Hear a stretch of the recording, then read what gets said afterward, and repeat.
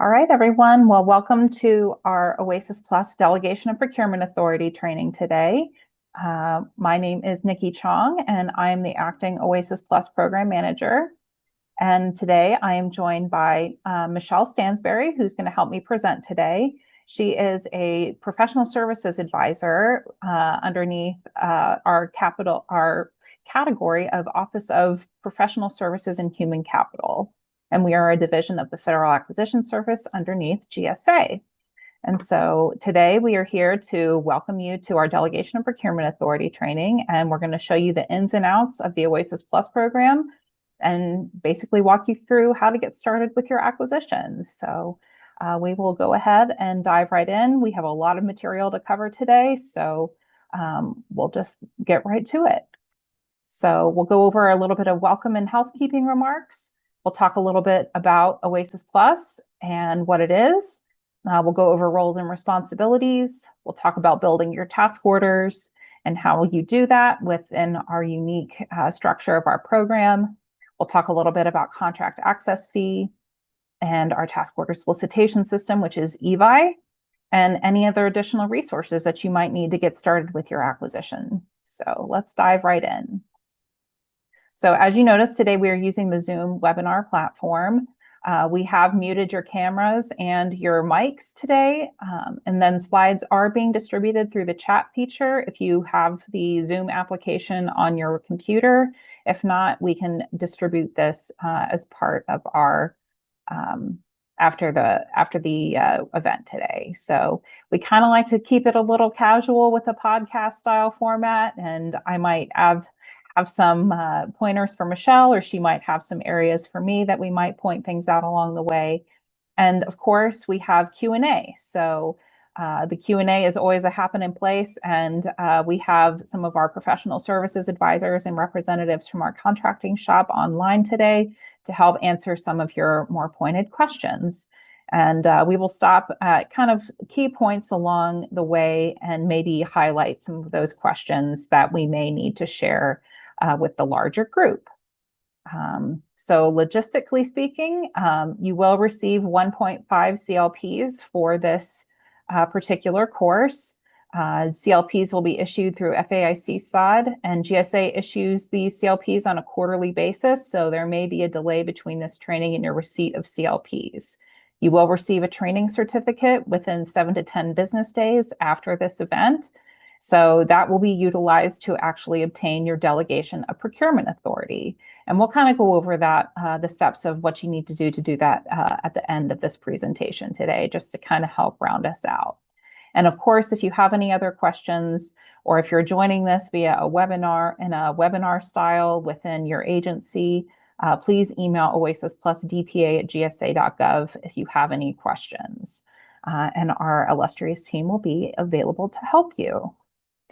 And with that, we'll kind of go over some course objectives here today. So by the end of this course, you'll be able to understand the roles and responsibilities of GSA, the ordering activity, and you as the ordering contracting officer to ensure compliance with applicable laws, regulations, and terms and conditions. You will understand the scope of services that are available under OASIS Plus. We'll talk a lot about the framework and how to select the appropriate OASIS Plus contract, domain, and NAICS code for your requirement. You'll understand the contract access fee and how to calculate it and incorporate it in your task order. And we'll also make sure that you're comfortable and familiar with GSA EVI. So these are some of the key points that we'll kind of touch back on today, and you should be able to and feel comfortable with by the end of this training event today. And with that, we'll dive right into what is OASIS Plus. So, okay, this is sort of the general structure of OASIS Plus. It's a suite of government-wide multi-award IDIQ contracts designed to support federal agency procurement requirements for a full range of non-IT services-based requirements.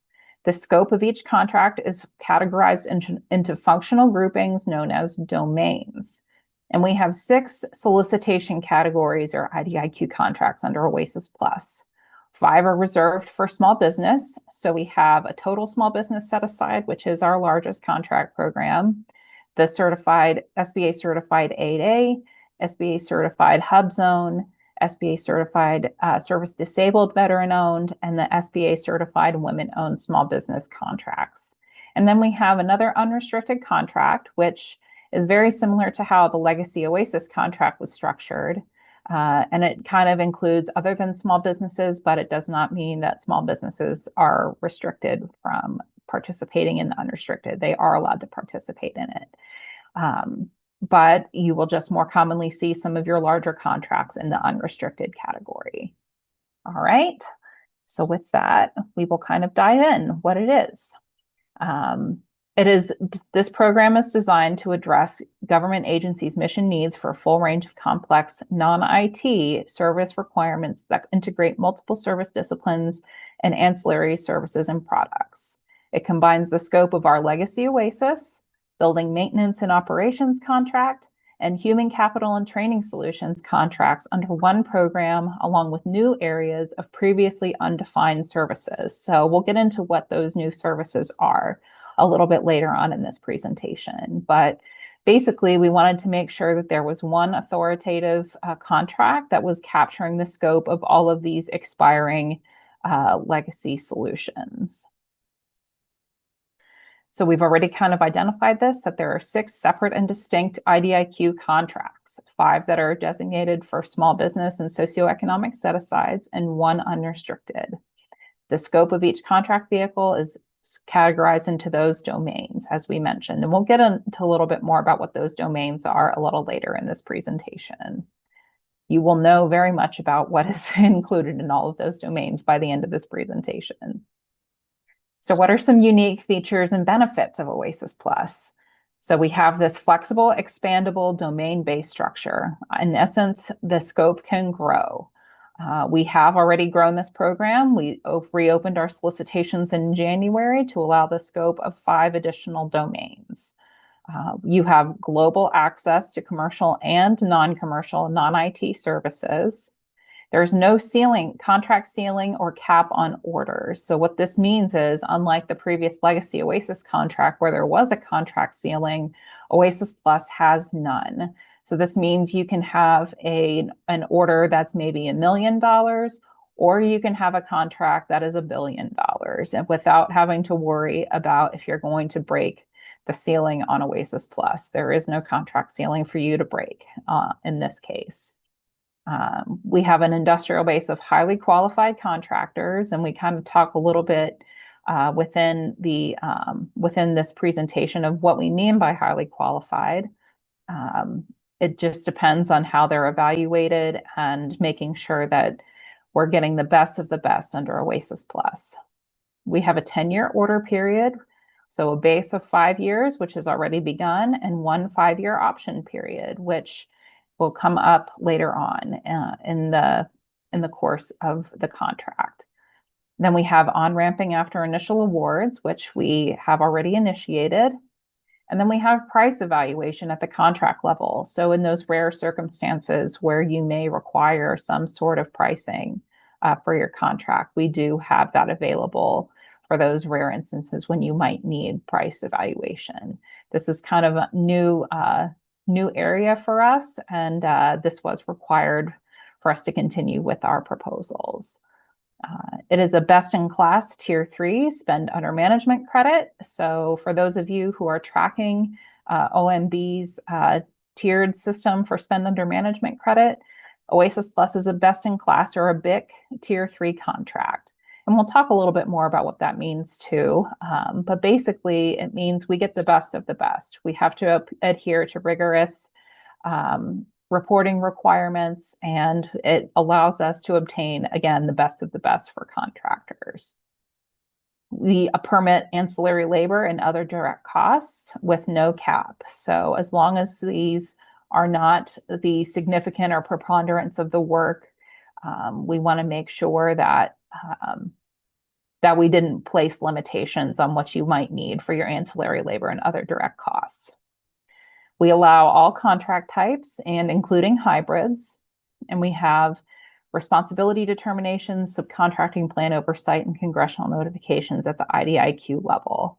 But do refer to your agency policy regarding congressional notifications in case you do have other additional procedures for your orders. Okay.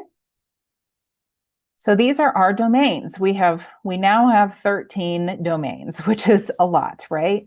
It's a little bit bigger than the original scope of the legacy OASIS contract, but again, we were saying we were encompassing the scope of legacy OASIS, HCATs, and the BMO contracts. So this is why our scope is a little bit more expansive, and we've actually gone beyond those three contracts and included things such as logistics, intelligence services, and environmental for some of these, and even marketing and public relations. That's something that's beyond the scope of those original contracts as well. And we'll get into what each of these domains look like a little bit later on.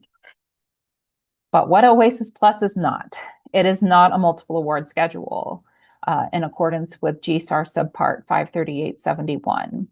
So we are not for IT or principal purpose construction A&E contracts. We are not limited to standard labor categories or pre-negotiated labor rates. We do have, as we mentioned, we did have some pricing done at the contract level that fall within the IDIQ range. And for those instances where you do have sole source labor hour and T&M orders, you may receive a determination to make sure that your rates that you're receiving from your contractor do fall within the IDIQ range. And we'll talk a little bit more about that as we get further into the presentation today. But you're not capped by the total value at the master contract or IDIQ level or task order level. And you're not limited to a fixed number of contractors per domain or contract family at the master contract level. So this means that the number of contractors under OASIS Plus is going to expand and then contract a little bit too as we approach the option exercise. So you'll see a lot of movement under contractors as we evolve within the program. So let's pull all of this together. Basically, we have 13 active domains.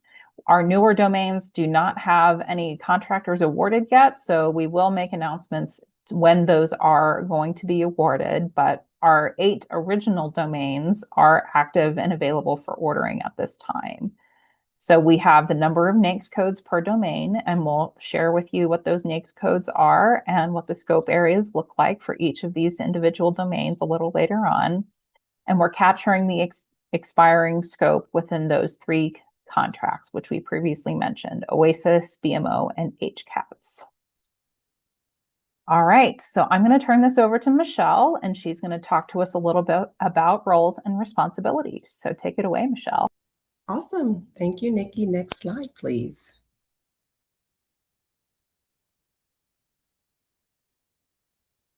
All right, so roles and responsibility. The source for roles and responsibilities, you can find that in Section G of the OASIS Plus IDIQ Master Contract and Section 2.7 in our online OASIS Plus ordering guide. And we're going to have a couple of references to that ordering guide. That is, it has a lot of great information there for you. So we'll make a lot of references to that in the presentation today. So as far as the roles and responsibilities, GSA, we're responsible for the award, administration, and management of the OASIS Plus IDIQ 6 contracts, the 6 contracts. The ordering activity, you're responsible for soliciting through the OASIS Plus fair opportunity process unless an exception exists at the order level. You're responsible to evaluate, award, report, administer the management and closeout of the awarded OASIS Plus task orders. And in the next couple of slides, we're going to go into a bit more detail with regard to your responsibilities. Okay, so the responsibilities of GSA. We monitor and evaluate contractor performance at the OASIS Plus Master against the OASIS Plus Master IDIQ contracts. We hold exclusive non-delegable rights to modify master contract terms and conditions. And we have on occasion issued mass modification to vendors for terms and conditions, especially with the RFO, the Far Revolutionary Overhaul, all the changes that have come about. And we've recently issued a mass modification to contractors to incorporate the new RFO guidance. We also negotiate, establish, and manage subcontracting plans at the IDIQ level. So this applies only to other than small business contracts. Ordering activities cannot establish plans at the task order level, but you may establish subcontracting goals for which you are responsible for enforcing. We provide delegation of procurement authority training, which we're doing right now, and we help manage and issue DPAs. We conduct meetings with awarded OASIS Plus contractors as needed to support ordering and general contract management activities. And as I mentioned before, we apply the revolutionary FAR overhaul and class deviations at the master contract level.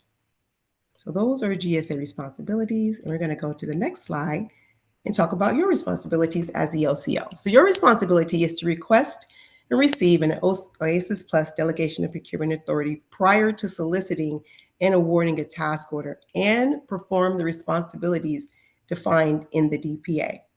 You also can issue a request for information, an RFI, task orders, which is an RFP, a request for proposal, and report task order awards in the task order solicitation system. And Nikki mentioned that a little earlier. That is now GSA eBuy. So that is kind of automatic, but we may touch base or reach out if there's additional information that is needed. Two things that we want to point out is that we have complimentary scope reviews. I am actually a professional services advisor. I am on the team that does the scope reviews. And so these are complimentary, not required, but highly recommended. If you want to know if your requirement is within scope of OASIS Plus, or you need some assistance with your NAICS codes or the domain, we are here to assist you with that. We're going to provide you with a link for that at the end of the presentation. But again, highly recommended, not mandatory. Also, market research as a service. This is one of my favorite tools that we have here. This is a tool to provide you with consistent and valuable feedback from industry partners. So we have a team that will issue an RFI on your behalf and customer service directors that work directly with you to get that vendor feedback in a nice, very succinct report that provides vendor capabilities and even vendor feedback is always, of course, or even suggestions if sometimes if they think there's a different NAICS code or domain that might be a better fit, they might make that suggestion as a subject matter expert. It's also your responsibility to ensure that task orders comply with the scope in terms of the OASIS Plus IDIQ and ordering outlined in the OASIS Plus ordering guide. You're responsible for the FAR and any deviations or authorized agency regulatory supplement statutes, policies, or execution thereof. And also responsible for all existing, updated, and new statutes, regulations, and any other legal requirements in the event of the OASIS Plus IDIQ contract cancellation. I'm going to put my glasses on. We're going to go to the next slide to continue with your responsibilities. Okay, so you're responsible for determining fair and reasonable pricing at the task order level and appropriately documenting and maintaining the agency's contract file per your agency requirements. You also want to review mandatory sources like Ability One. We want to always make sure that we're reviewing mandatory sources as a part of our market research process, but even maybe throughout the life cycle of your contract as well, just to make sure that there aren't any mandatory sources that could potentially meet the need of your requirement. You want to identify the proper OASIS Plus IDIQ. Nikki mentioned the 6 IDIQs, the domains out of those 13 domains, and she's going to go through those. And then the NAICS code or contract line item number for your requirement. You also want to know if your requirement is commercial or non-commercial services, the contract type, the terms and conditions, and clauses and provisions applicable to the task order solicitation and award.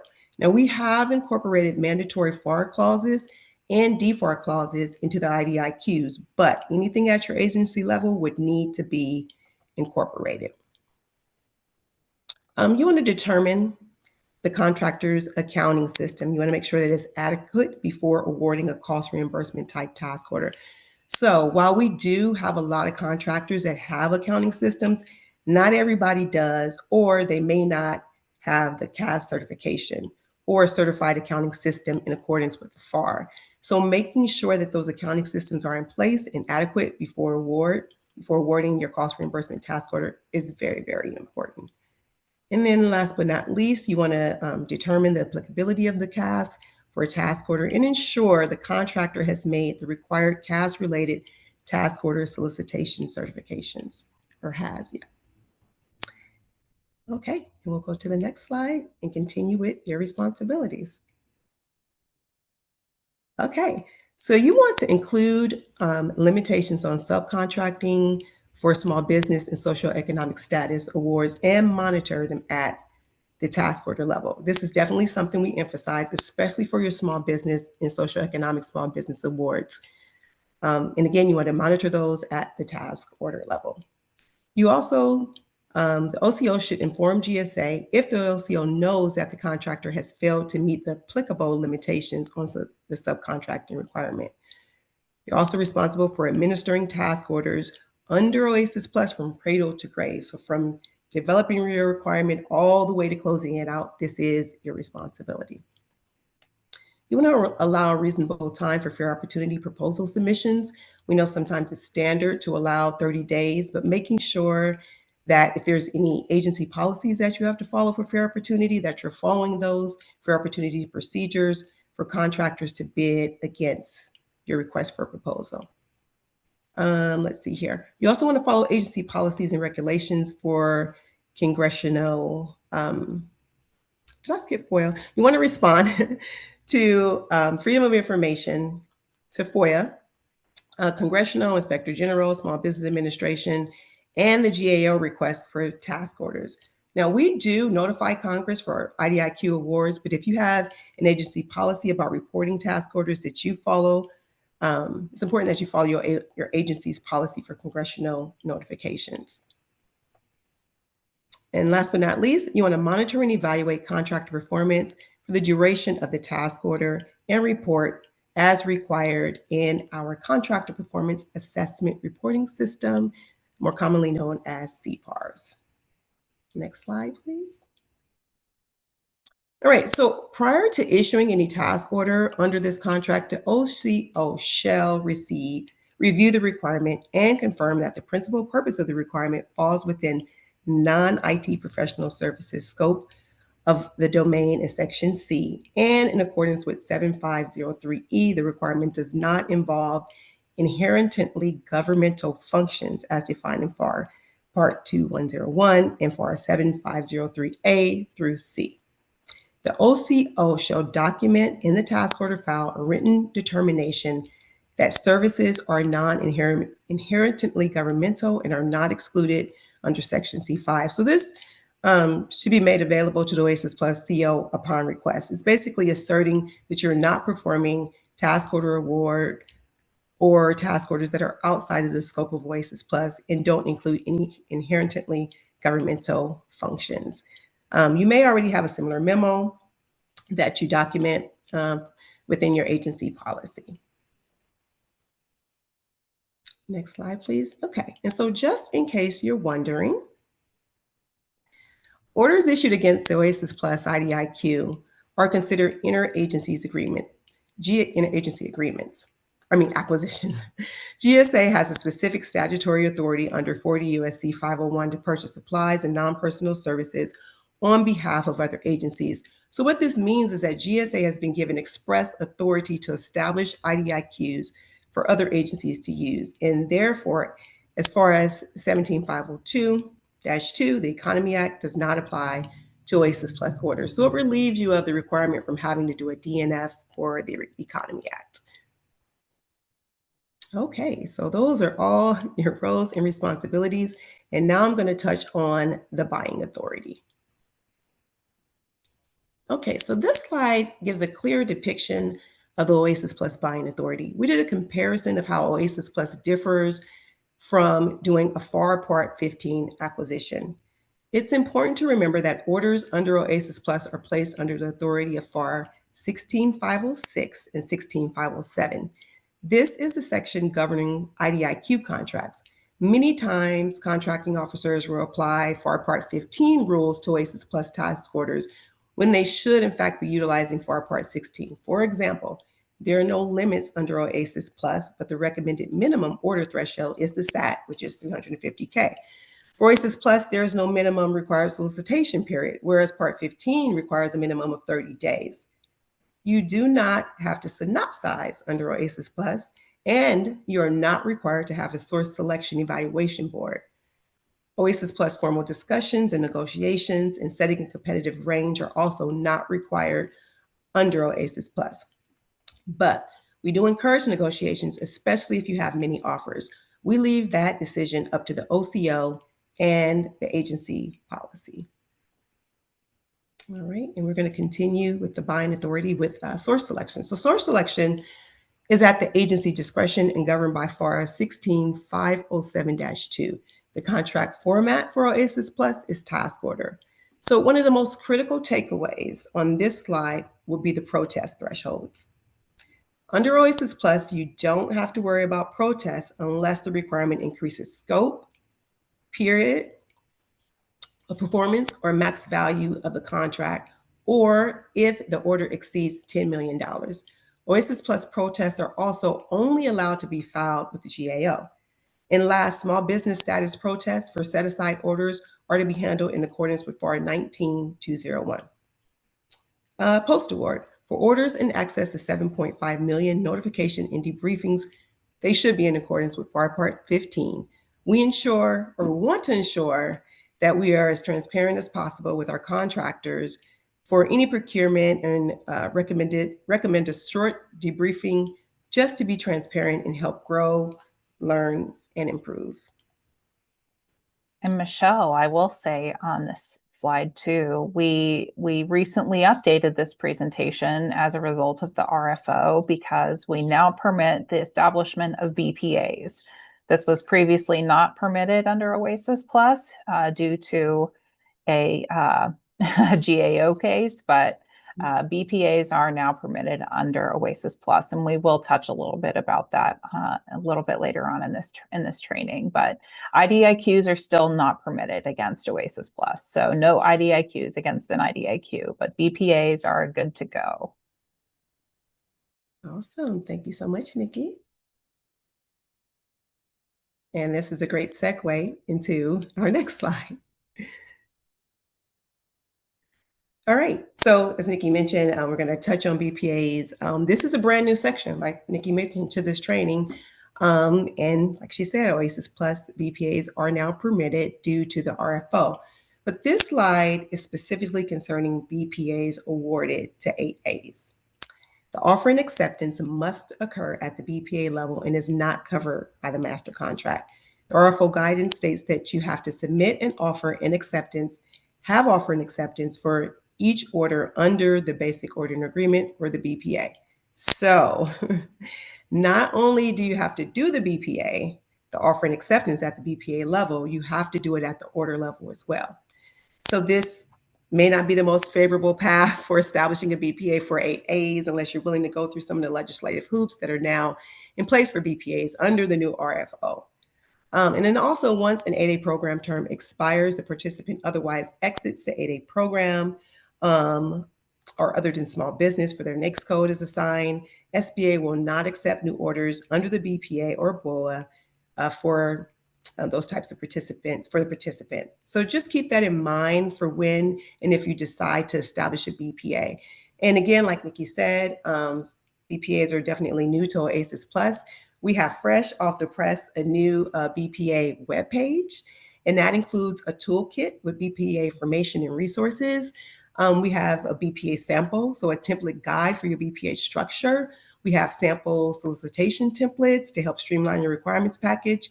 And we also have frequently asked questions, and we're going to build on those as agencies adopt this practice. And so in that buying guide, you can find our buyer's guide, and you'll have a link to that at the end of the presentation. You'll be able to find a link to that toolkit with all that information for BPAs. And now I'm going to turn it back over to Nikki, who's going to touch on selecting the appropriate parameters. All right, thank you, Michelle.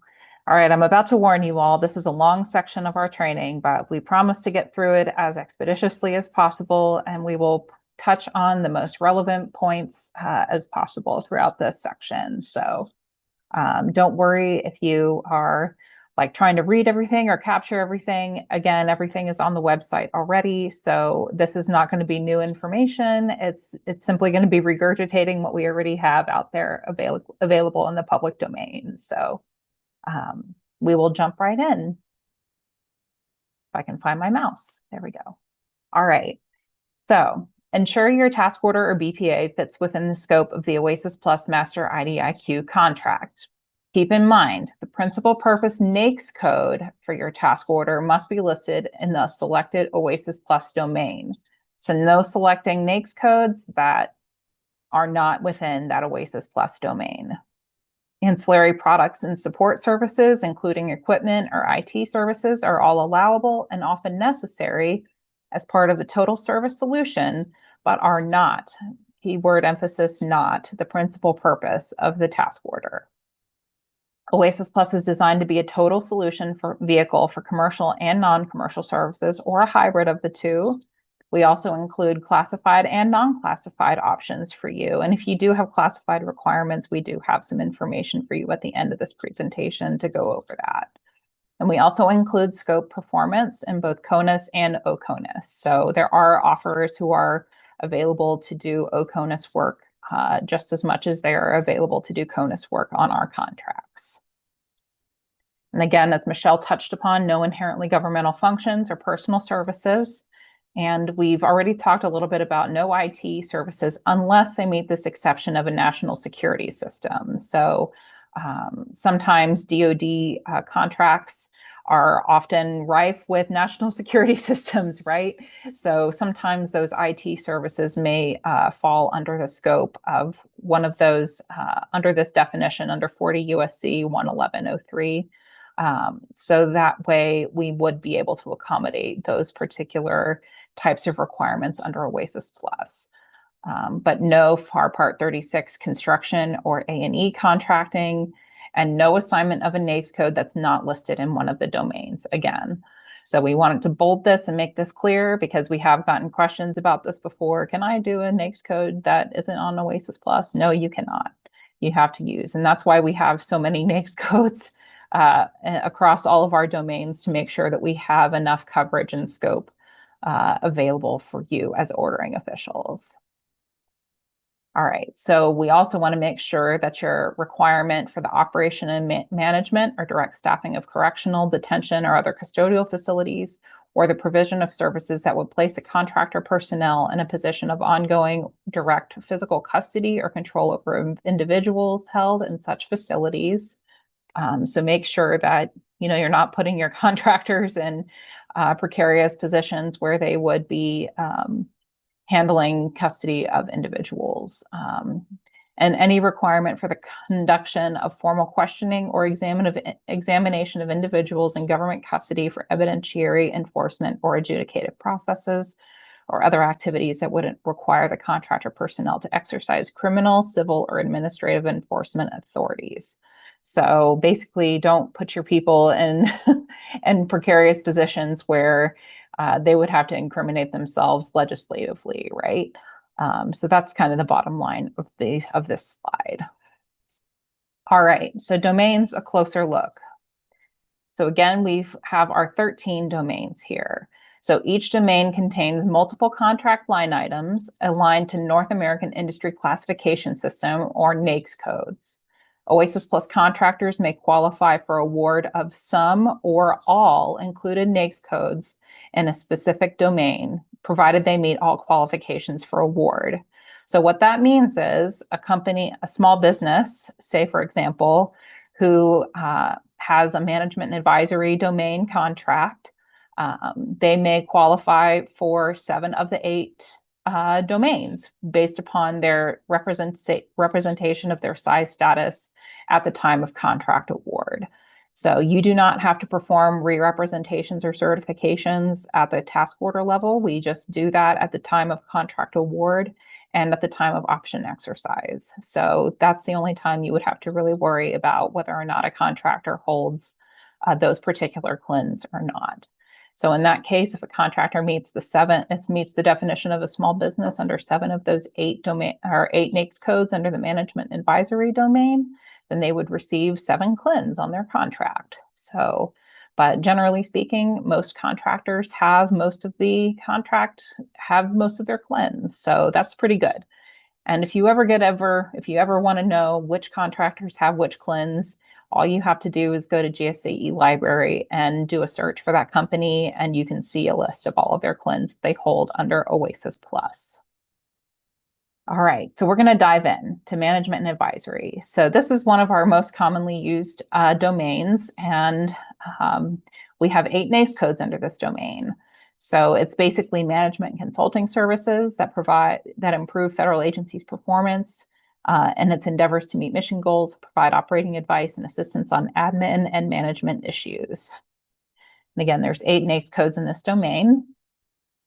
And you'll see on this particular slide, we have all of the 8 NAICS codes. So this is going to kind of be the structure for all of our 13 domains going forward in this presentation. So we'll show the overview, and then we'll show the NAICS codes, and then we'll show the scope areas, okay? And on this slide, you'll see all of the different CLIN numbers and their CLIN keys. So the numbers at the bottom affiliate with the X marks along the side, and those identify which contract they belong to. And on the right side, we have the size standard for whichever that contractor is applicable for.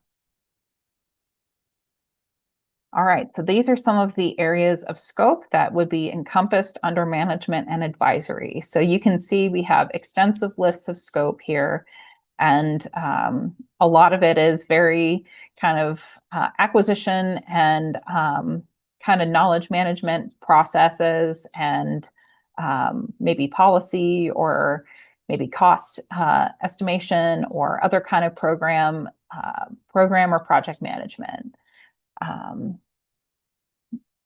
And then lastly, we have some more areas of scope on this slide as well. And again, all of this is located on our website. So if you ever get confused, or if you forget what particular area your particular contract might fit under, you can have that information on our website at all times. And again, this also doesn't mean that all of the scope areas listed here is comprehensive. You may have something else that might fit in to something similar to this, but it doesn't. These slides do not represent the full scope of the work that is acceptable under OASIS Plus. So, all right, we'll move into tech and engineering. Engineering, geoscience, or other technical professional skills, such as those performed by engineers, geologists, geophysicists, and technicians. And this is where we start to see the introduction of the exceptions, right, for 541330, which is engineering services, right? So there are 3 exceptions under 541330 in addition to that NAICS code itself. So if you do have engineering services, make sure you're considering the exceptions, because there may be different pools of contractors available underneath those exception categories. So there is going to be several domains here that have exceptions affiliated with them, and you might see a lot of crossover with a lot of these NAICS codes into other domains. So we do that by design, because we want to make sure that your particular scope is being as encompassing as possible. You would say, for instance, you want to make sure that you have an engineering type of perspective for a particular work, but for a particular type of requirement, but maybe it's more aligned to like a logistics domain or the R&D domain. You want to make sure that you're getting the right pool of expertise as possible for your requirement. So technical and engineering has 16 NAICS codes, and we'll just kind of briefly go through here. We do have some size standards that are the employee size standards, so you might see those on your FPDS reports, but they do not represent the scope of work that you are selecting. So again, here's 8 more NAICS codes for technical and engineering. And of course, we have the all-encompassing 541990, which is all other professional, scientific, and technical services, right? So we have the catch-all NAICS codes for you as well if one of these does not necessarily fit within your particular scope. But for technical and engineering domain, we have a lot of areas of scope, a lot of engineering type requirements, and probably life cycle stuff or integration kind of support. requirements analysis, and then systems engineering, of course, so which is probably pretty common for a lot of you DoD folks, right? That's the world I came from, and I know that world pretty well. So I know the kind of work that you all need to do and the kind of services that you require for your programs. All right. So research and development. So basic research, applied research, and experimental development. Services include conducting R&D in the physical, engineering and life sciences, nanotechnology, biotechnology, social sciences, and humanities. So again, we have here the engineering services requirement NAICS codes with the exceptions in addition to 541715 and their exceptions. So make sure, again, you're paying attention to your exception codes when you do your market research and you perform your RFIs. And as we kind of stated before, you may have more specific engineers that are more geared to the R&D type of environment, and you might want to specialize in that versus someone who's just specializing in just technical and engineering work. And this also has 16 NAICS codes, so we'll go through these briefly.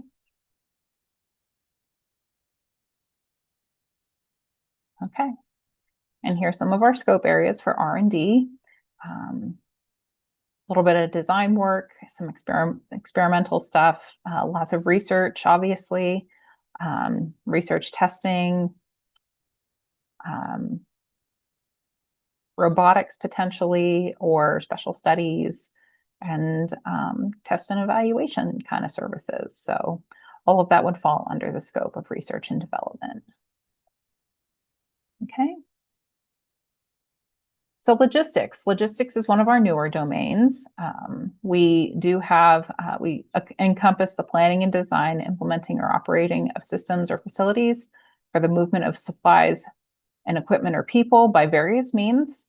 And for this, we have 19 NAICS codes, so a little bit bigger than some of our previous two domains. But as you can see here, they're pretty comprehensive, and we will show you what those NAICS codes are. So again, a little bit of crossover from some of the other domains like the shipbuilding and repairing, but something that's more specific like couriers and express services or other support activities for transportation.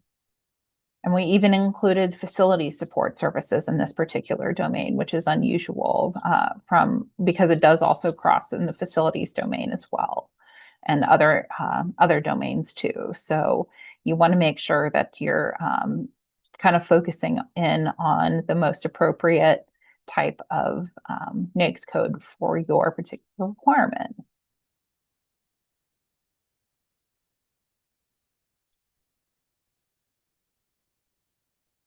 So logistics, a lot of integrated product support or IPS, some value chain or logistics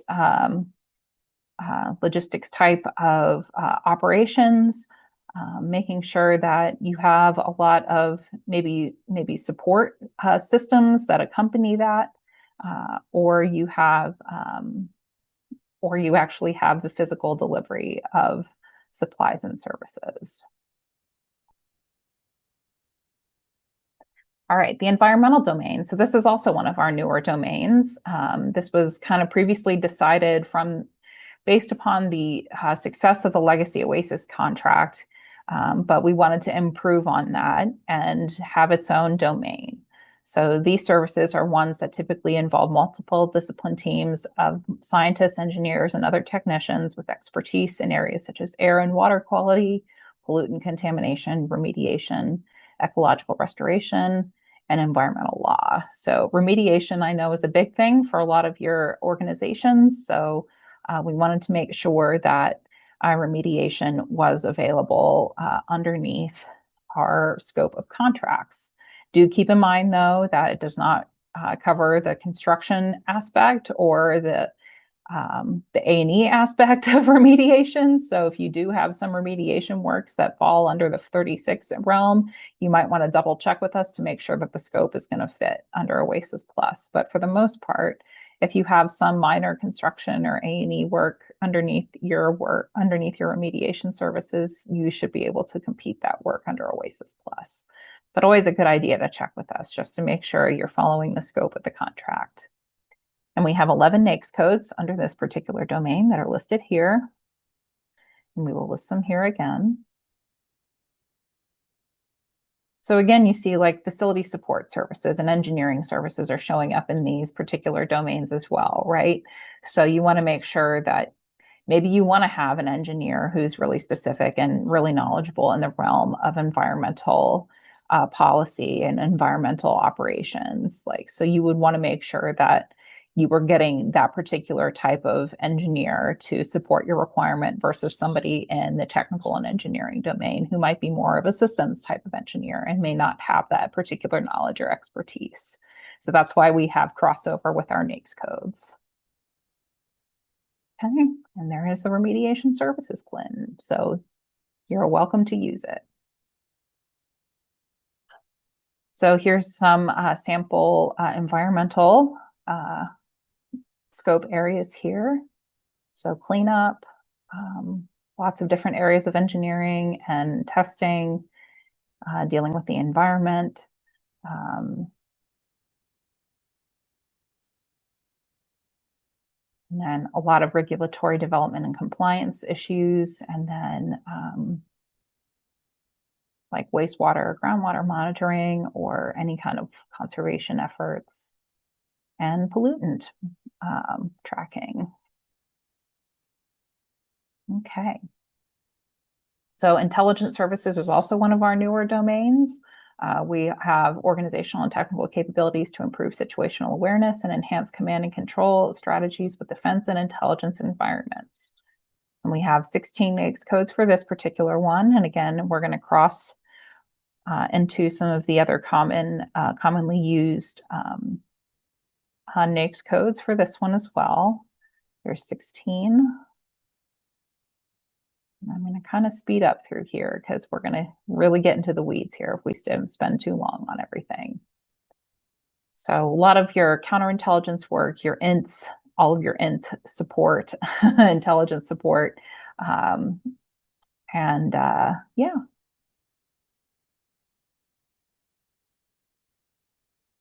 And here's that software development for IT services involving those national security system things in here. So that's why we have this available as an option for you.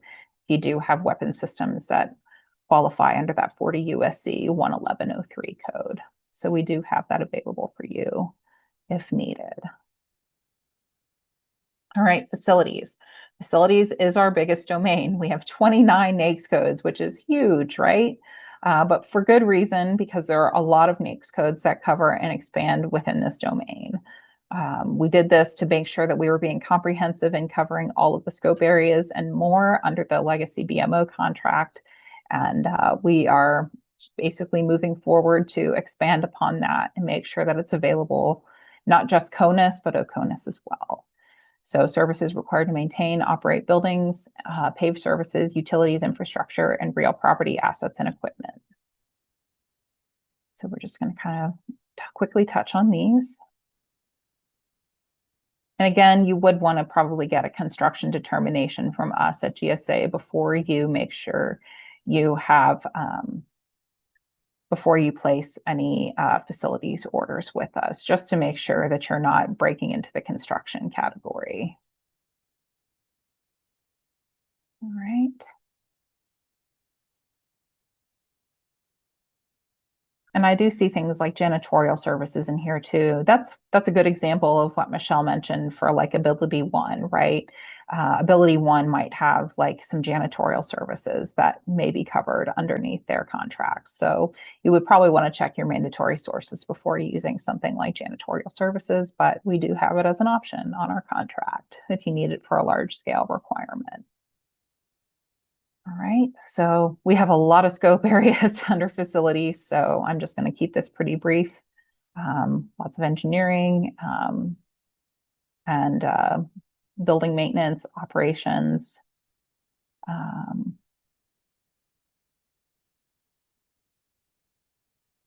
operations and maintenance of facilities, so O&M, even SCIF care for your facilities, which is pretty important for DoD folks. So, all right. Enterprise Solutions is a unique domain.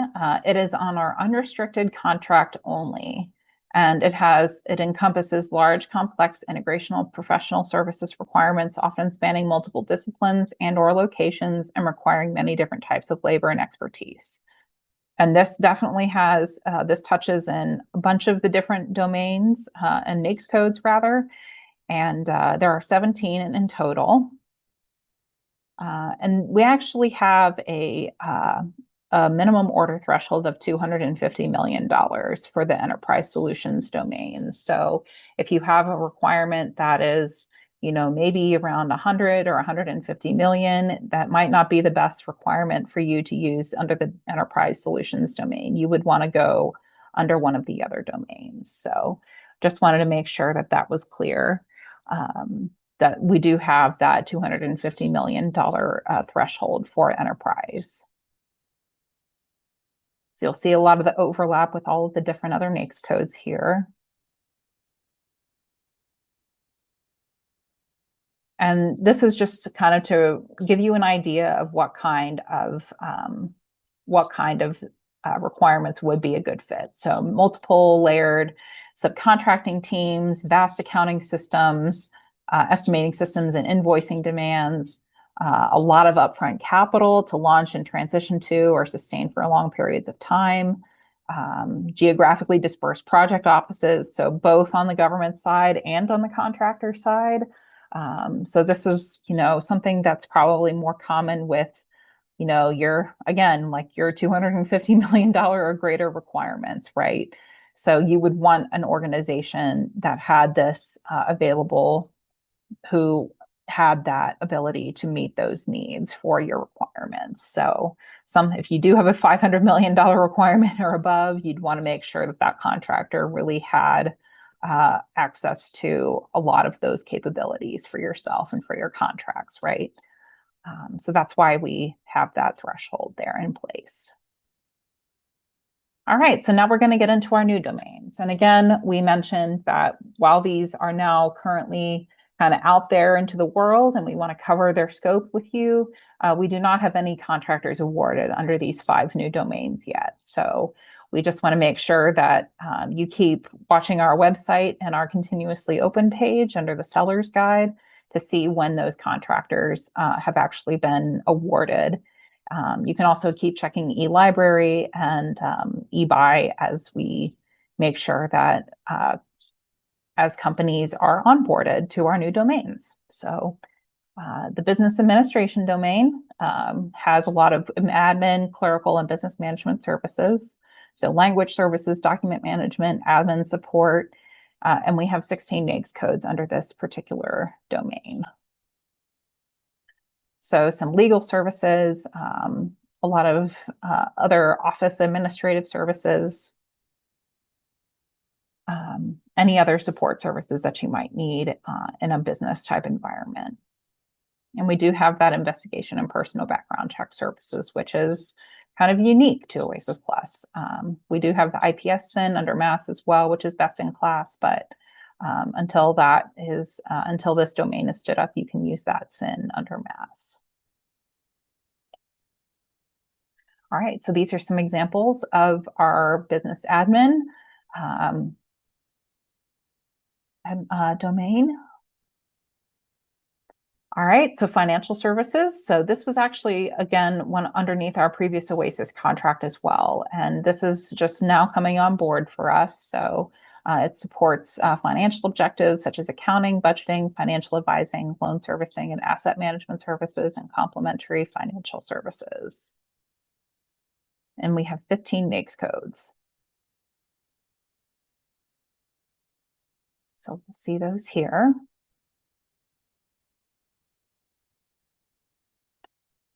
So payroll, accounting services, collections, and again, that admin and general consulting services, which is kind of the catch-all for a lot of these domains, 541611.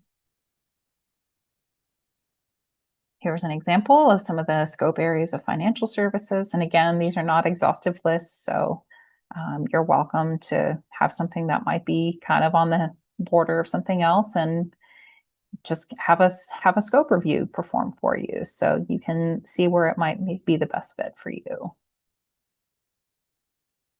Okay. All right, human capital. So we are winding down our human capital and training solutions contract, or HCATS. And as that winds down, we are expanding the human capital domain. So you can see here it includes 14 NAICS codes. It aims to support human capital objectives through hiring, talent acquisition, career and leadership development, and includes career services related to payroll, benefits, and retirement management. So we have, again, 14 NAICS codes under this particular requirement. And don't mind me as I make sure to tell the conference room I'm still here. And we'll continue on. All right, so we have the human capital domain scope areas here. A lot of employee services and knowledge management and information sharing, human resources, a lot of organizational planning, and yeah, employee resources and things of that nature. All right. Marketing and public relations. This is also one of our larger domains. We have 27 NAICS codes, so it's pretty self-explanatory. It expands against advertising, marketing, production, and media services. So we'll kind of breeze through these NAICS codes as well. So we make sure we have time to cover the rest of our content in our presentation today. As you can see, we're up to slide 95, so we're getting there, folks. Marketing and public relations scope areas here, pretty self-explanatory.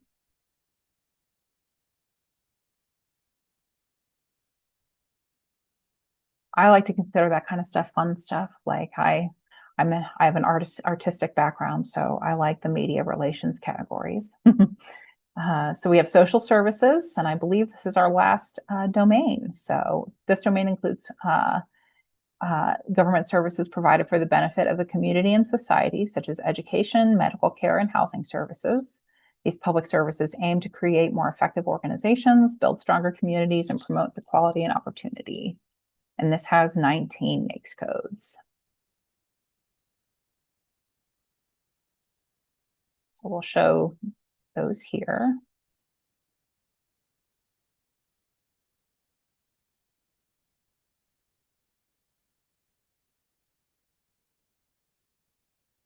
So a little bit more on the human side, on the humanities side, I guess I would say, for the social services domain. So I know this will probably be beneficial for a lot of those in like HHS or Institute for Health, National Institute for Health. So hopefully this will be something that this can be a domain that that really helps you out with your organizational needs.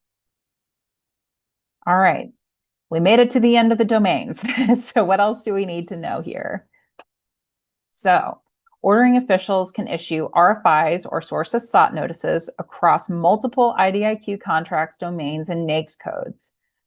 However, when it comes time to issuing your task order, you can only select one IDIQ contract, one domain, and within that specific IDIQ contract, and one NAICS code. So again, we kind of call that the rule of three. So one IDIQ contract, one domain, and one NAICS code. Each of those NAICS codes represents a unique fair opportunity group of contractors eligible to bid on your task orders. And some contractors may reside in some or all of those NAICS codes within a domain based on their small business size status. And we have this note down here at the bottom that says FPDS limitation. The NAICS code assigned to the OASIS Plus master contract will flow down to all orders. It does not represent your task order scope. This will not affect your ability to receive credit for awarding to a small business. So just to make sure you know that in advance.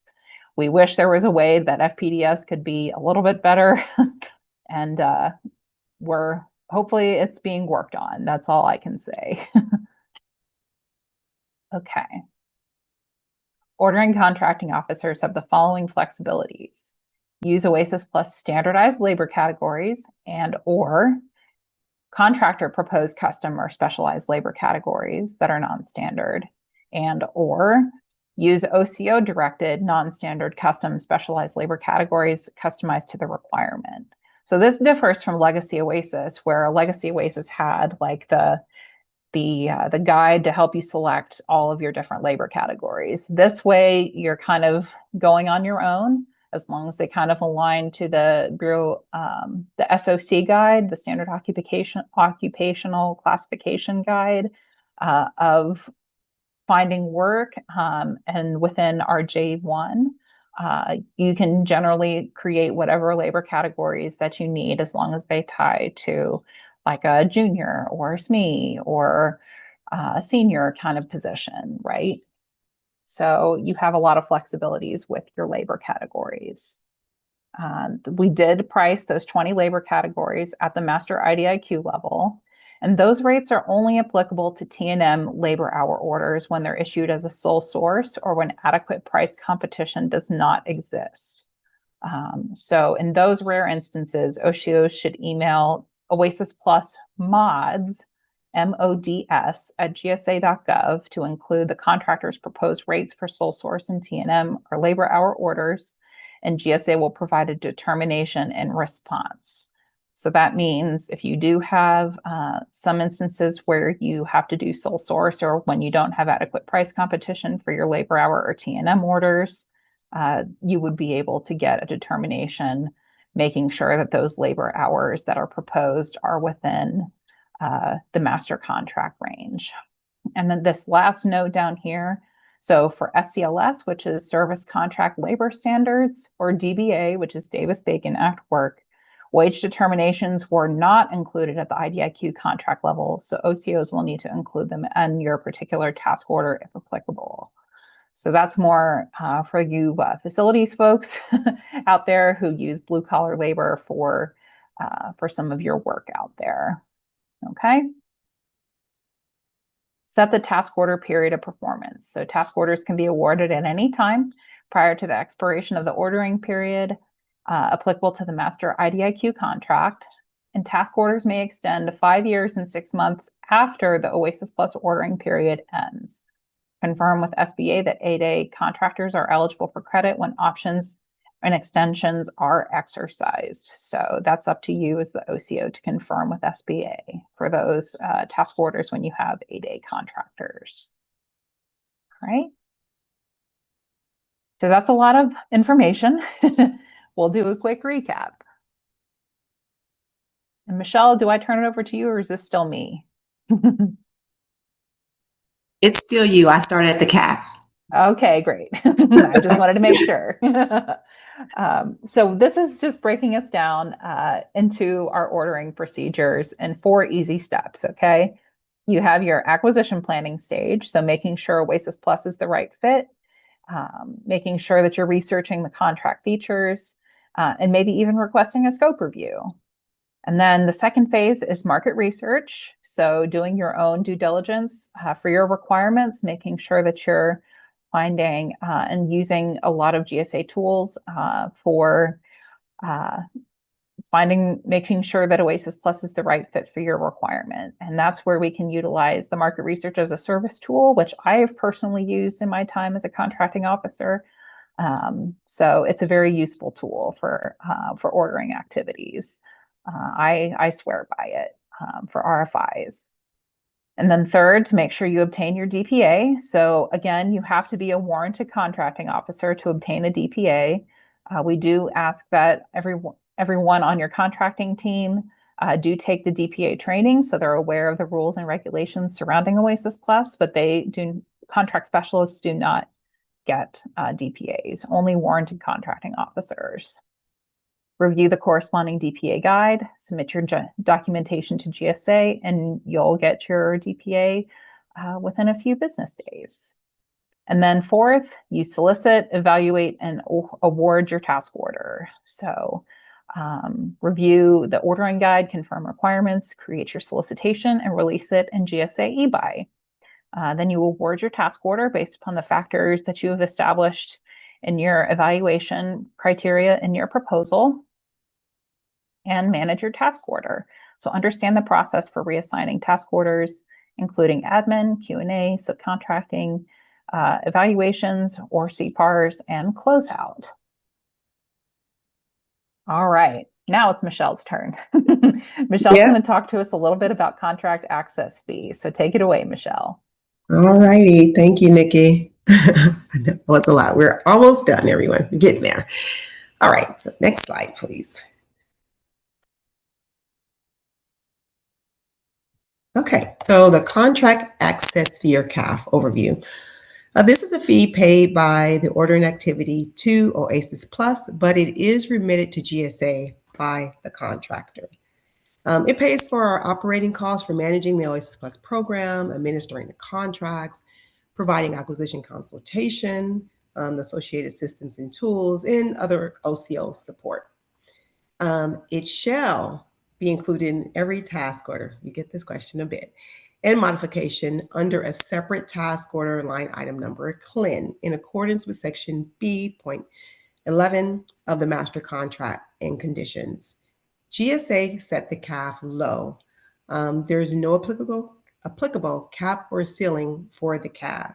It is non-negotiable.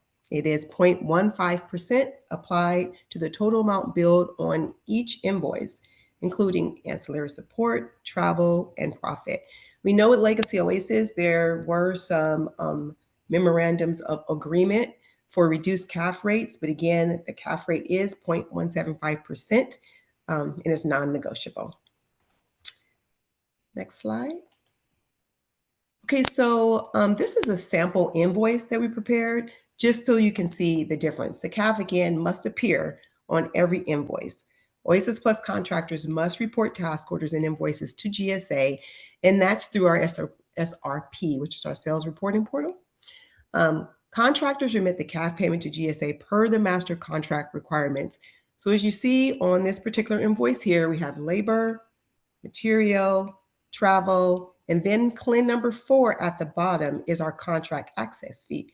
So that is a 0.15% of the subtotal cost, of the total cost. So you'll see, again, at the bottom here, on each invoice is where you'll be reporting the CAF payment. Next slide. Okay, so we have a couple of questions, some Q&A that we get with regard to the CAF fee.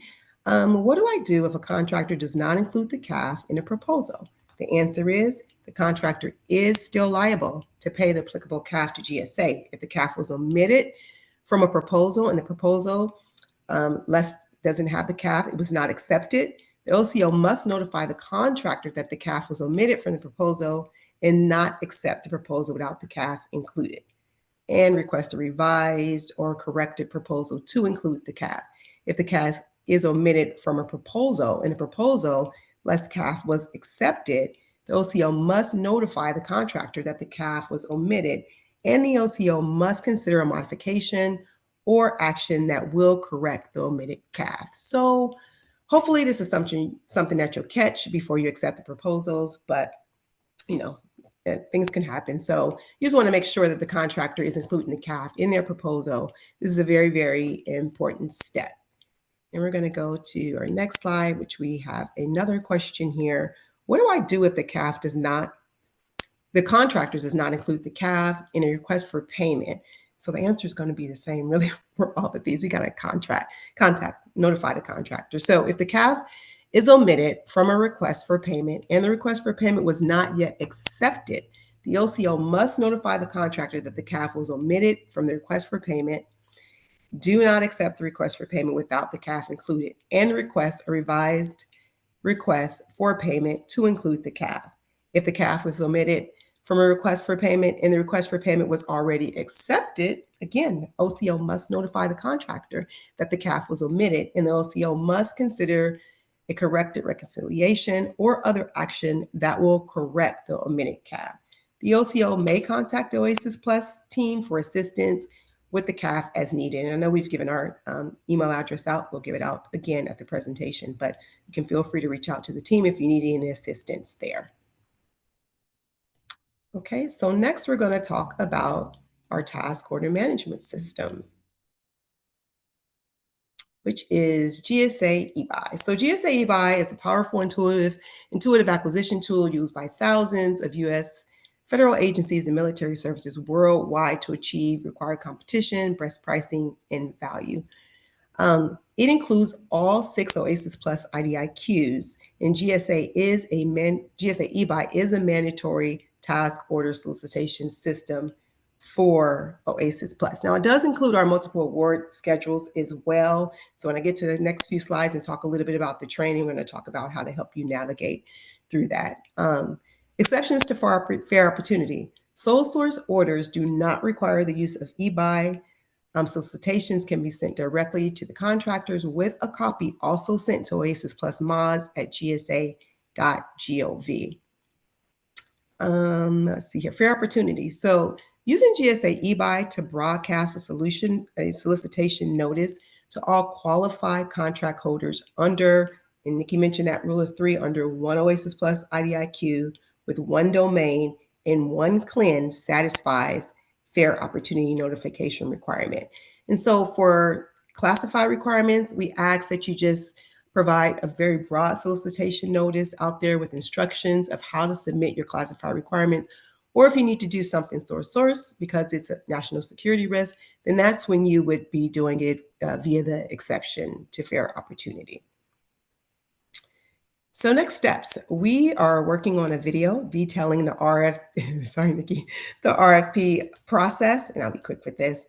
It's basically just going to show you how to build a requirement in eBuy, so you see exactly how to search OASIS Plus within eBuy, and so you're not getting overwhelmed or bombarded with all the other options that are available there. Like I said, multiple award schedules are available there as well. So our goal really is to just help streamline the solution for you. So we are working on a video, and that's going to be under our OASIS Plus, under resources, coming soon. Next slide. All right, but in the meantime, we do have available training for eBuy. It is basically just general training. So you can click on the link here for that training. There's also a buyer's job aid, which is basically just a PDF that just basically walks you through eBuy. And then here's a link to GSA eBuy for you. We recommend you getting your eBuy account set up and registered so you can start using it as soon as possible. And then one other resource, and this is, I would say outside of MRAS, because MRAS is my favorite too. eBuy Open is a great source. So this provides access to all the electronic requests for quotes and proposals submitted through the GSA eBuy system from FY16 until now. So there's a lot of information there for you. You can filter by different solutions. You can format reports for features that are available to analyze that data. And one thing that I really think is really great there is that you can use other people's, other agencies' PWSs and statements of work for templates because they are all downloadable. And so, again, highly recommend utilizing GSA eBuy. It is just a great tool for market research, and then it's a great tool to see what other agencies have listed there as well. Yeah, Michelle, I've used eBuy Open myself, and eBuy Open is really useful for doing research on similar requirements to what you are planning to do for yours, especially if you have kind of a generic like management and advisory kind of requirement, right? Like that's a pretty easy search in eBuy Open for you to limit the scope of your work to either RFIs or RFPs that have been solicited underneath that CLIN. So yes, I agree. Yeah, true. Yeah, and even if you call us with, you have a question about maybe something that you posted, you can search by RFQ or RFP or RFI or RFQ numbers and go right to that particular requirement. So yeah, it's a great resource. We highly recommend. All right, so now we're going to go ahead and talk about the request for a DPA. Okay, so I know we've mentioned this a number of times. The OCO is the only person that can obtain a DPA, but as Nikki mentioned, other people in your office definitely can take this training. Just to understand more about OASIS Plus, there is a DPA request form. It's available on OASIS Plus website.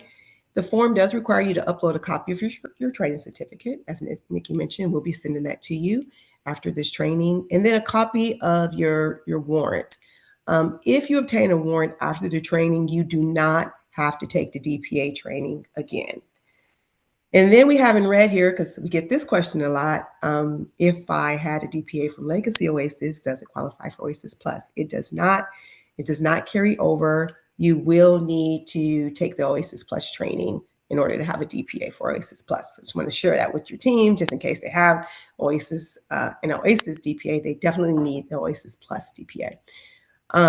We need to request a new one. And then we just have a note down here that DPA requests must provide a .gov, .mil, and we recently added a .edu email address. If you don't have any of those, then contact our OASIS Plus team at OASIS Plus DPA, and we can assist you there. But those are the only three that will be accepted.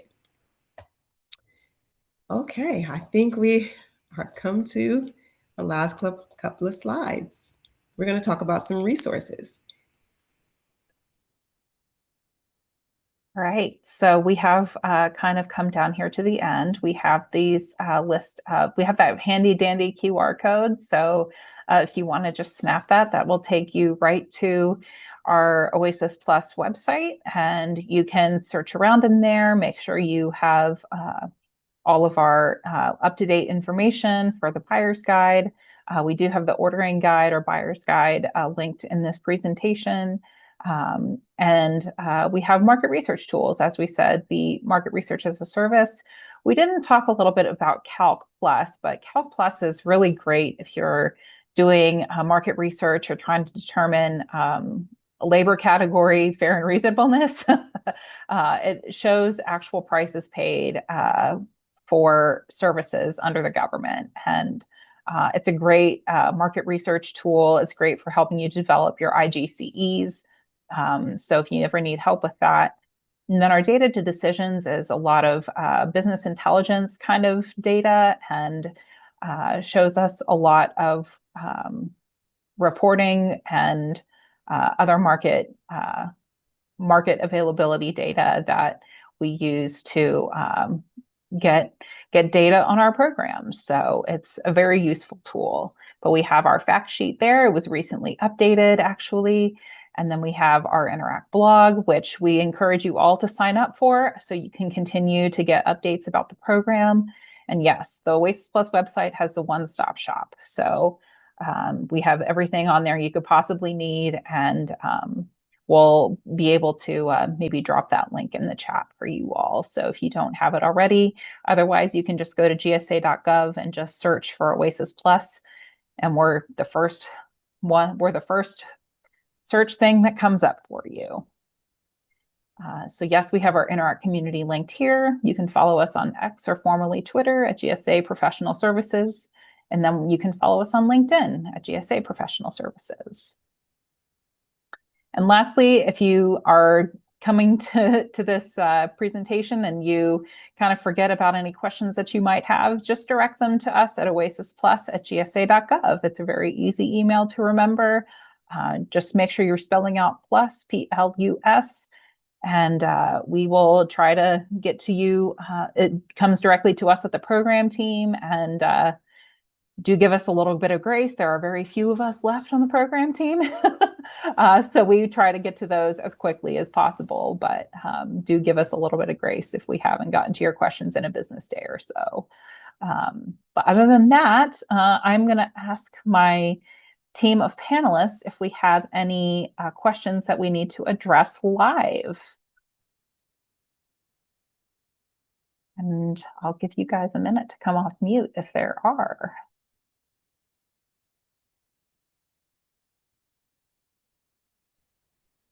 And Nick, I think the one question we got several times is about the new domains that we're onboarding and can they order against them right now? And of course, we're evaluating, trying to get enough vendors on board in the procurement domains to allow for fair opportunity. Once we have that, we'll be publishing a notice so that folks will know, hey, those domains are open for ordering. So that's a kind of the big summary on that. Yep. Thank you so much, Tony. Yes, that's correct. We are 5 new domains, so financial services, business administration, marketing and PR, social services, and human capital. Those are the ones that we don't have any awardees in yet, but we will be making announcements soon as we are actively evaluating proposals at this time. So just stay tuned. We'll have updated contractor lists showing those awards, and we'll be making announcements through our continuously open webpage on our website. So you can see all of the information there. Any other final questions that we need to address? I think one, just to reiterate the scope review. We got a couple of questions that were kind of specific. It's hard for me sometimes to look at just that question and make a determination. So if you do have completed PWS, please submit it to the scope review tool and we can give you some formal feedback. The entire requirement. It's kind of hard for me to say thumbs up, thumbs down, or whether OASIS can support it with just high level information. Yeah. Yes, that would be great. Yes. And we do have the links to the scope review on our website. So you're more than welcome to issue scope reviews through that tool. So it's just like a simple form. It's like a Qualtrics form, and it's automatically directed to the professional services advisor team. So, all right. Well, if there are no other questions, I think we will go ahead and adjourn for today. Again, you will be receiving your training certificate in about 7 to 10 business days. So just give us a few days to process those. And if there's any other questions, you can feel free to direct them to this email or to the OASIS Plus DPA at gsa.gov email. And thank you all again for attending today. And hopefully you found this session informative. Thank you to my co-presenter, Michelle. I think she did a great job. This was her first time presenting to you all today. So thank you, Michelle. You're welcome. Thank you. Thanks, everyone. Have a great day. Thank you.